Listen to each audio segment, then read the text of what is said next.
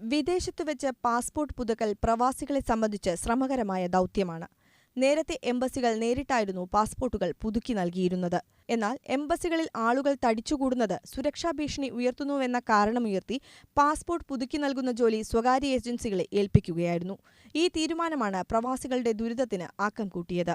Passport പുതുക്കി കിട്ടാനായി യഥാർത്ഥത്തിൽ നൽകേണ്ട തുകയുടെ ഇരട്ടിയാണ് നൽകേണ്ടതെന്ന് ഇവർ പറയുന്നു. കേവലം കുറഞ്ഞ ഒരു സംഖ്യയ്ക്ക് പാസ്പോർട്ട് പുതുക്കിയിരുന്നത് ഇപ്പോൾ അതിൻ്റെ 3 ഇരട്ടി സംഖ്യയോളം കൊടുക്കേണ്ട ഒരവസ്ഥ.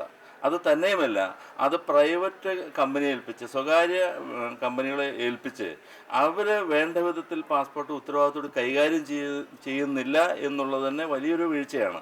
പാസ്പോർട്ടുകൾ അലക്ഷ്യമായാണ് സ്വകാര്യ ഏജൻസികൾ കൈകാര്യം ചെയ്യുന്നതെന്നും ഇവർ ആരോപിക്കുന്നു.